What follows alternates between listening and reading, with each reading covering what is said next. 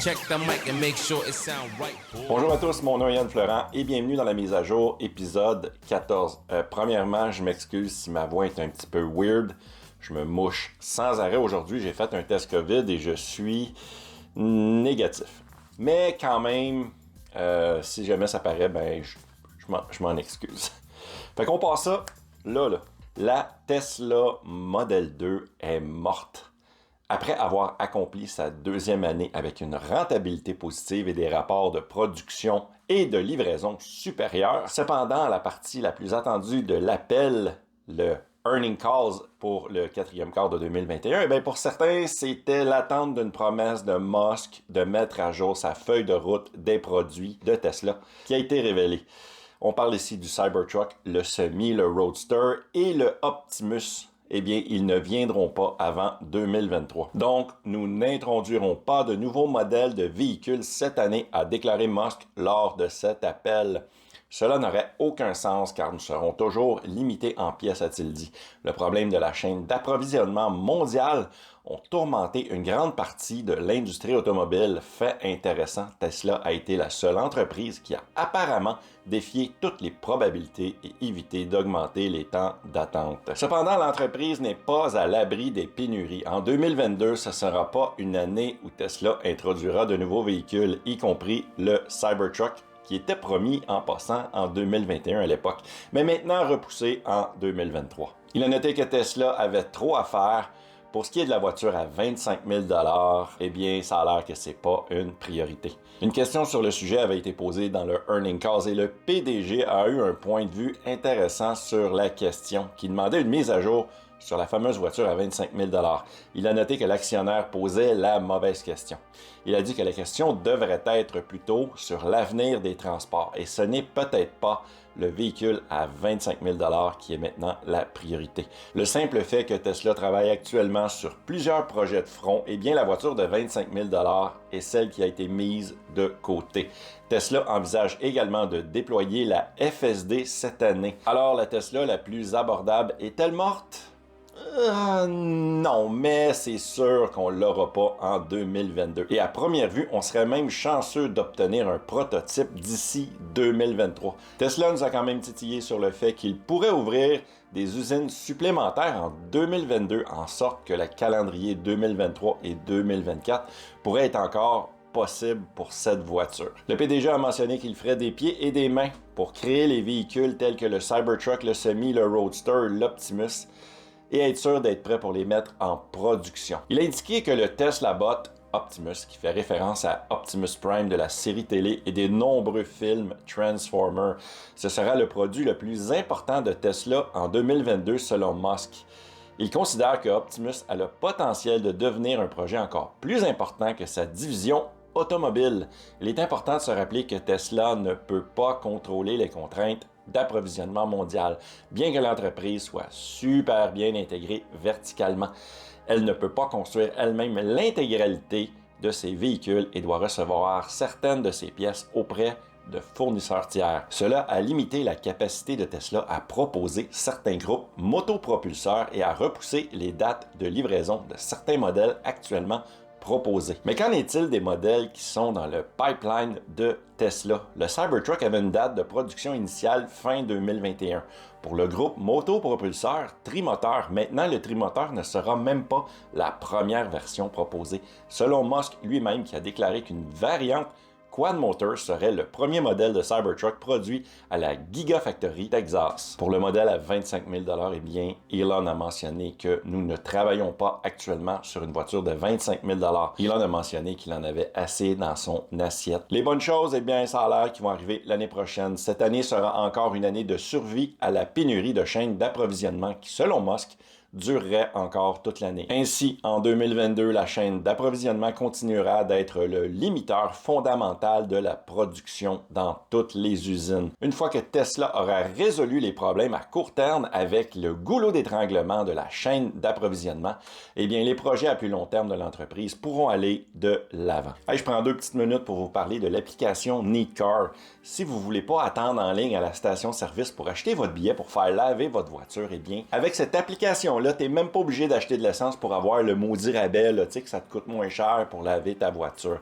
Puis en plus, avec une voiture électrique, c'est encore mieux. Je tiens à préciser que c'est pas une commandite. Moi, l'été, je lave moi-même ma voiture. J'aime ça laver ma voiture chez moi, mais l'hiver, à -20 au Québec, ça commence à être un sérieux projet. C'est pourquoi je prends le forfait par mois à seulement 2,99 $ et direct en partant, tu sauves tout de suite après ton premier lavage. Puis ce qui est le fun, c'est que c'est une compagnie québécoise. Je te laisse mon code de référencement juste ici, dans la description, pour sauver 5 $ dès ton premier lavage. OK, on retourne aux nouvelles là.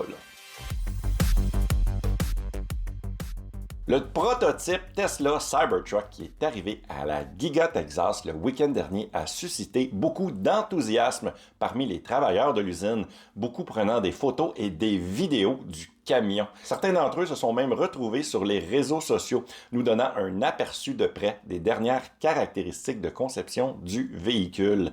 Dans une vidéo de présentation, nous avons vu ce qui semblait être une bosse dans le tableau de bord qui suggérerait que le Cybertruck a maintenant un affichage du groupe d'instruments derrière le volant, tout comme le modèle S et X. Non seulement nous pouvons voir l'écran, mais également la grande flèche vers le haut indiquant que le prototype du Cybertruck a un auto-shift. Cette fonctionnalité est actuellement disponible uniquement, encore une fois, sur les modèles S et X. Elon Musk a promis que la fonctionnalité arrivera sur toutes les voitures équipées de FSD en tant que paramètre facultatif. Mais il y a des petites différences entre les deux véhicules. On va checker ça ensemble là. Premièrement, les caméras. Sur le prototype d'origine, les caméras latérales étaient intégrées au passage de roue du camion, cachées derrière un petit panneau de verre en forme de triangle. Et bien maintenant, elle est intégrée à l'aile en plastique qui contourne la roue avant. Bien que l'emplacement n'ait pas changé, la conception n'occupe qu'une petite partie du passage de roue. Nous avons eu un aperçu de cette fonctionnalité dans les photos et les vidéos qui ont été divulguées. Cette vidéo nous donne un bien meilleur aperçu de la façon dont les portes du Cybertruck seront ouvertes sans poignée. Comme on s'en doutait, il y a une zone sur le montant B. Ça, en passant ton doigt sur ce pilier-là, ça devrait s'ouvrir tout seul. L'essuie-glace. Il est bien difficile de rater l'essuie-glace supermassif du Cybertruck. La bonne nouvelle est que Musk a déclaré qu'il travaillait toujours sur la conception finale de l'essuie-glace. Avez-vous remarqué qu'il y a une différence entre la première version qui a été aperçue par un drone et la deuxième version, celle-là? La première version, c'était un essuie-glace vraiment juste droit. Dans la deuxième version, là, ça ressemble plus à un bâton de hockey vers le bas. Là. Il y a une petite courbe dans le bas. La vidéo nous donne également une belle vue sur la voûte du Cybertruck. Contrairement au prototype original, Tesla a ajouté une doublure en plastique au lit du camion pour la rendre plus durable. Durant la présentation originale, pour accéder au port de charge, on devait ouvrir une porte en aluminium sur le côté. Bien que ce soit difficile à dire, il semble que le nouveau port de charge du Cybertruck sera maintenant situé à l'arrière du camion, également intégré au petit passage de roue, le petit contour en plastique. Une photo de Joe Rogan prise à côté du Cybertruck a parti des rumeurs que le camion est maintenant plus petit que le prototype original, du fait que Joe Rogan ne mesure que 5 pieds 7 pouces, soit environ 1,70 m. L'angle de la photo peut donner l'impression que le camion est plus bas. Est-ce que vous pensez que le Cybertruck est maintenant plus petit? Mettez-moi ça dans les commentaires juste en bas. Le nouveau look de la mise à jour, la V11, a suscité de nombreuses critiques. En grande partie autour du fait que de nombreuses fonctionnalités clés étaient désormais cachées 2 ou 3 étapes plus loin dans le menu.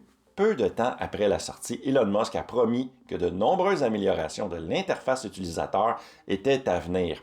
Fidèle à sa parole, Tesla a commencé à faire exactement cela en publiant les premiers changements sur la V11 en Chine. Plus tôt dans la journée, le constructeur automobile a déployé la mise à niveau 2022.2.1 et a ramené le fameux signal Wi-Fi LTE, les profils du conducteur ainsi que la dashcam et le mode Sentinelle dans la barre en haut. De plus, l'icône superchargeur est de retour sur l'écran de navigation principale, vous permettant de trouver facilement l'emplacement le plus proche en un seul clic. Tesla ne semble pas avoir encore publié la fameuse mise à jour 2022.2.1 au Canada et aux États-Unis, probablement pas en France non plus. Espérons que ces nouveaux ajouts feront bientôt leur chemin vers l'Amérique du Nord et sur les autres marchés bien sûr. Ce n'était pas la seule nouvelle fonctionnalité pour les propriétaires en Chine. Tesla a également ajouté la possibilité de changer la couleur de votre véhicule sur l'écran.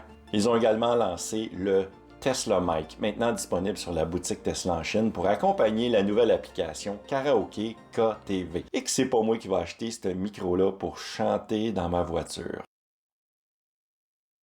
Tesla a publié une nouvelle vidéo pour démontrer l'efficacité de l'une de ses fonctionnalités les plus sous-estimées, le Bioweapon Defense Mode. Cette fonctionnalité est disponible dans les modèles S et X depuis 2016. Le système de filtration avancé utilise les filtres HEPA pour protéger les occupants à l'intérieur de la cabine au quotidien contre les bactéries et la pollution. Pour démontrer à quel point le filtre HEPA est efficace, certains ingénieurs de Tesla ont placé un modèle Y dans une grande bulle en plastique à côté d'un BMW avec des filtres standards. Pour simuler la pollution, l'équipe a déclenché une grenade fumigène rouge à l'intérieur de la bulle. L'ingénieur était si confiant dans le système qu'il s'est assis dans le modèle Y pendant que la bulle était recouverte de fumée rouge. Avec des caméras à l'intérieur de chaque voiture, il est clair de voir à quel point le mode de défense contre les armes biologiques est efficace, éliminant 99,97% des particules en suspension dans l'air. En fin de compte, la cabine du BMW s'est remplie de fumée, tandis que l'ingénieur à l'intérieur du modèle Y n'a rien signalé. Une fois la fumée dissipée, le frunk du modèle Y était recouvert de poussière rouge et les filtres à carbone actif et les filtres HEPA étaient également remplis d'une couleur rouge vif. Chaque nouveau modèle Y, S et X est maintenant livré standard avec les filtres HEPA et le puissant mode Bioweapon Defense Mode System machin chouin indestructible nucléaire. C'est malade. Tesla a publié une nouvelle version de son application mobile vendredi dernier, ajoutant une nouvelle fonctionnalité qui facilite le suivi de vos coûts de recharge. Les notes de publication de la version 4.5.1 sur le App Store de Apple sont les mêmes que celles de la version précédente, indiquant que seuls des correctifs de bugs et des améliorations mineures ont été incluses. Mais quand on regarde un peu plus creux, eh bien, il existe désormais un nouvel onglet appelé Statistiques de charge. Ce nouvel onglet affiche une moyenne de vos 31 derniers jours en ce qui concerne vos statistiques de charge et vos coûts. Une fois dans l'onglet, vous pouvez configurer votre propre fournisseur de services publics. Exemple, au Québec, on choisirait Hydro-Québec afin que l'application effectue les calculs avec vos tarifs d'électricité locaux. L'application fournit également un coût équivalent versus le gaz, l'essence, pour montrer combien vous économisez en passant à l'électricité. Cette mise à jour est seulement disponible présentement sur le App Store pour les téléphones iPhone, mais la mise à jour semble se faire en vague car ce n'est pas tout le monde qui peut télécharger la dernière version. Si vous êtes sur Android, comme moi, eh bien, soyez patients, ça doit s'en venir. Avez-vous reçu la dernière mise à jour? Si oui, je veux le savoir. Écris-moi ça dans les commentaires, juste en bas ici, puis je vais être full jaloux. Si vous avez aimé cette vidéo, eh bien, profitez-en donc pour vous abonner puis mettre un pouce en l'air. Si vous voulez m'encourager en plus, ça serait vraiment super apprécié. C'est juste ici sur mon Patreon. Et si vous avez entendu parler que Tesla avait l'intention de fabriquer un téléphone, eh bien, c'est ici. Clique là. Voilà, c'est complet. Merci beaucoup de m'avoir regardé et on se voit dans une prochaine vidéo. Ciao, gang!